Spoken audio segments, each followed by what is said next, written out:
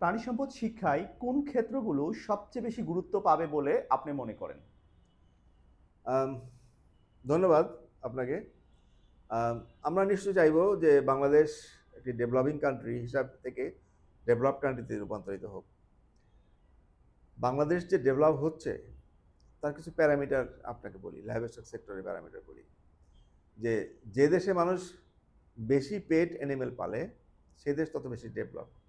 আমি দেখেছি আমাদের দেশে যে পেট অ্যানিমেল পালা শুরু হয়েছে অর্থাৎ অ্যানিমেলের প্রতি যে ভালোবাসা এটাকে আমি অ্যানিমেলের প্রতি ভালোবাসাই বলবো। যে পেট অ্যানিমেল পালা শুরু হয়েছে এটা একটা ভালো সিম্পটম। আপনি যদি হিসাব করেন যে কেউ কারো কাছে যদি ডেটা থাকে, উনি যদি বলেন হিসাব করে দেখাতে পারেন যে গত ২০ বছরে এত পরিমাণ পেট অ্যানিমেলের সংখ্যা বেড়েছে।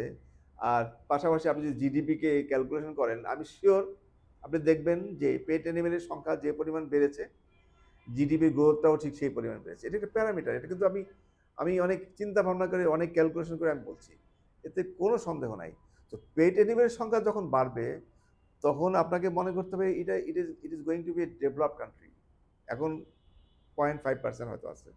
0.25 হতে পারে। যখন এটি বাড়তে 50% যাই হোক না কেন আপনি হয়তো বলবেন যে মাত্র 0.5% এখান থেকে আপনি কিভাবে আশা করেন? অনেকে হাসতেও পারেন আমার আমার এই ভিডিওটা দেখে। কিন্তু এটি সত্য আপনাকে তো কোরিলেট করতে হবে। এই যে ডেভেলপমেন্টটা হচ্ছে, পেট অ্যানিমেলের সংখ্যা বাড়ছে। এই পেট অ্যানিমেলের আপনাকে আমি এক্সাম্পল স্বরূপ বলি যে একটা পেট অ্যানিমেলকে একজন মানুষ আমি দেখেছি কয়েকটা জায়গায় আমি লক্ষ্য করেছি যে আলাপ করেছি, করেছি, কথা বলেছি। পেট অ্যানিমেলকে নিজের সন্তানের চেয়েও বেশি প্রায়োরিটি দিয়ে থাকে। আপনি কল্পনা করতে পারবেন না।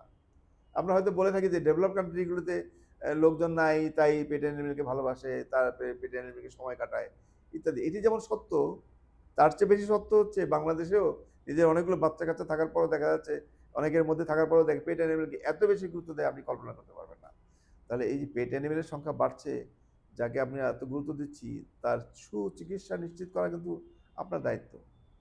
এটা হচ্ছে অ্যানিমেল ওয়েলফেয়ার এর মধ্যে পড়ে। এই অ্যানিমেল ওয়েলফেয়ার নিশ্চিত করতে হবে। আমরা যতগুলো ভালো আর্টিকেল লিখি, বিদেশের জার্নালে, ভালো জার্নালে দেই, সেখানে আমরা প্রতিটা জায়গায় কিন্তু অ্যানিমেলের সাথে যদি আমরা কোনো এক্সপেরিমেন্ট করে থাকি, সেখানে কিন্তু আমাদেরকে লিখতে হয় যে ইথিক্যাল যে বিষয়গুলো রয়েছে, ও অ্যানিমেল ওয়েলফেয়ারের বিষয় রয়েছে, সেটা আমাদের লিখতে হয়। আমরা ডেভেলপড কান্ট্রিতে রূপান্তরিত হব, অ্যানিমেল ওয়েলফেয়ারকে নিশ্চিত করব না, সেটি কিন্তু না। সেটি কিন্তু আমাকে কনফার্ম করতে হবে। সেজন্য ভালো ডাক্তার দরকার। ভালো ডাক্তার দরকার। সে ডাক্তারকে আমরা তৈরি করছি তো বটেই। আমাদের অনেক ভালো ডাক্তার আছে। সেই ভালো ডাক্তার তৈরি করাটা নিশ্চিত করতে হবে এবং এই ধারাবাহিকতা রক্ষা করতে হবে। ১ ২ নম্বর জিনিস হচ্ছে আমাদের যে লাইভস্টকের যে সেক্টরগুলো ইকোনমিক্যালি প্রফিটেবল, এফিশিয়েন্ট সেগুলো কি আপনারা বিবেচনা করেছেন?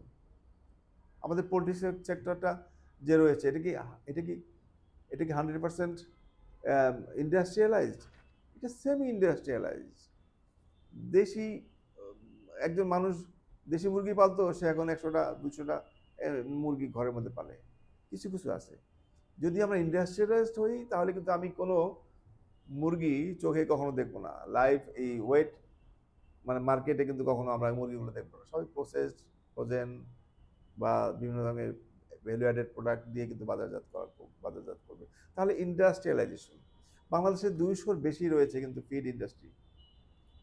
এই ফিড ইন্ডাস্ট্রিগুলো চালানোর জন্য কিন্তু আমাদের ইকোনমিস্ট যে প্রোডাকশন ইকোনমিক্স অর্থাৎ অ্যানিমেল প্রোডাকশনের সাথে ইকোনমিক্স এবং ইন্ডাস্ট্রিয়ালাইজড যে মেকানাইজেশন সেটি বোঝে সেরকম গ্রাজুয়েট দরকার।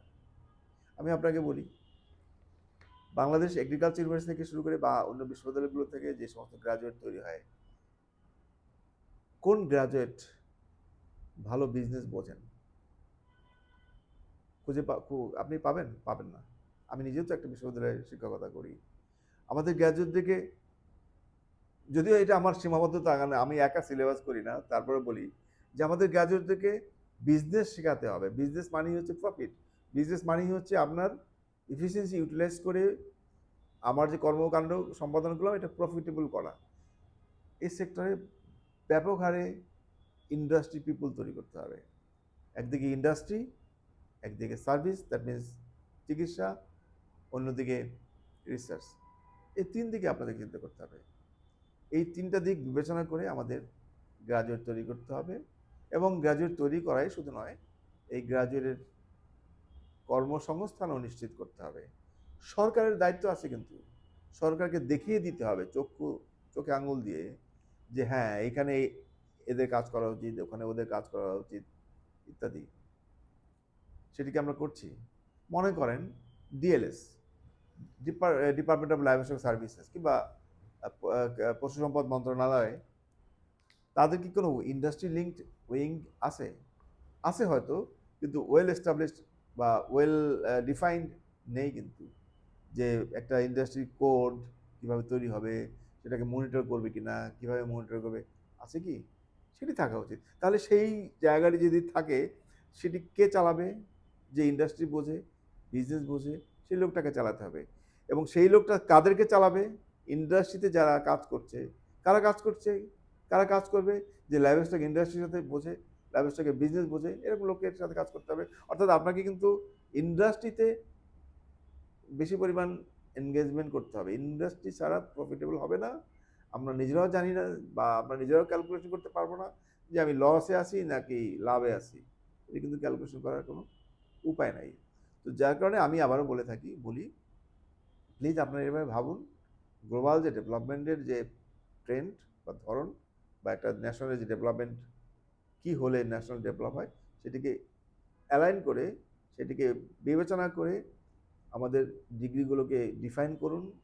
শুধুমাত্র ইগো, আমাদের অনেক সময় এটা হয়ে থাকে যে বিভিন্নভাবে আমাদের ইগোইস্টিক কিছু বিষয় কাজ করে থাকে, ঝগড়া বা প্রতিযোগিতা কাজ করে থাকে, কিন্তু সেভাবে চিন্তা করলে চলবে না। আমাকে চিন্তা করতে হবে যে উপযোগী গ্রাজুয়েট তৈরি করা, যারা ইন্ডাস্ট্রিতে কাজ করতে পারবে, যারা প্রোডাক্টিভিটিকে আরও বেশি ত্বরান্বিত করতে পারবে, সেই লোকগুলো দরকার। আবার অন্যদিকে ভালো চিকিৎসকও দরকার, যারা চিকিৎসাগুলোকে এনশিওর করতে পারবে, ফুড হাইজিন, প্রোডাক্ট হাইজিন, এই বিষয়গুলো দেখতে পারবে। এই ধরনের চিকিৎসকও তৈরি করতে হবে। এবং তারপরেই কিন্তু আমরা এই দেশ, ছোট্ট একটা দেশ, এই দেশের ডেভেলপমেন্ট এত মানে সহজেই কিন্তু করা সম্ভব, যদি আমরা এইভাবে চিন্তা করে থাকি। যাই হোক, সবাইকে অসংখ্য ধন্যবাদ আমার ভিডিও দেখার জন্য।